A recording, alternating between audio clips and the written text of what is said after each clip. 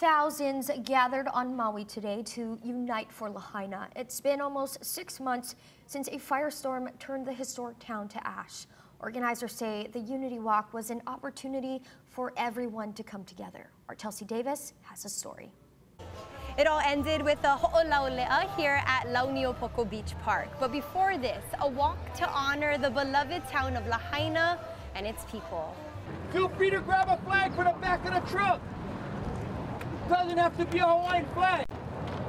Represent this community. With flags of various nations in hand, participants walked along the Lahaina bypass Saturday morning, stopping at tents along the way.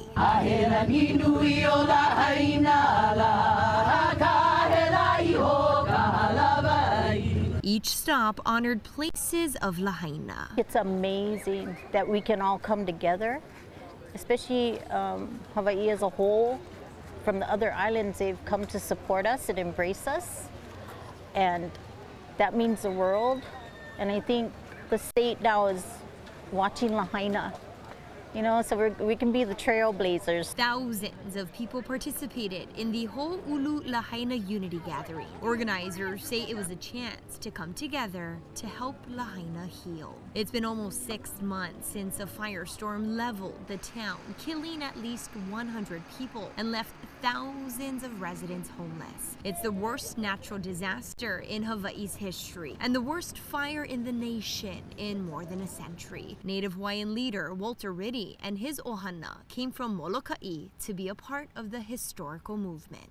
This was the capital in the Hawaiian Kingdom, and then all of a sudden, for some reason, tourism took over. So we came in order to encourage the Hawaiians over here to organize and try to get a Hawaiian future for this place. Participants flew in from various islands, even the continent, to stand with the people of Lahaina. Justice will be restored for the people of Maui. The entire country is behind you, and we are here to say Maui strong. But some local leaders chose not to participate, like community advocacy group Lahaina Strong, because Governor Josh Green was invited, and they feel government officials aren't doing enough to find long-term housing for fire survivors. And I understand their frustrations, I really do, but to rebuild an entire town and support an entire people is very challenging but very necessary.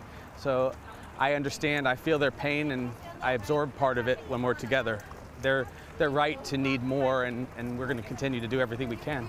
Everyone walked down Ho'okiokio Place and made their way to Launiopoko. There, they were greeted by whales and va'a. From there, more cultural protocols, but most importantly, unity. Reporting in Lahaina, Chelsea Davis, Hawaii News Now.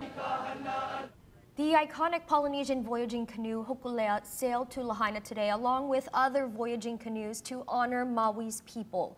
Hawaii News Now was the only news crew on board today. The canoe left Ma'alaya at 3:30 a.m. and arrived off Lahaina about 3 hours later. Kala Tanaka, who's from Lahaina, was captain for the arrival ceremony. Along the way, special members of the canoe ohana jumped on Hokulea, including waterman Uncle Buffalo Keaulana.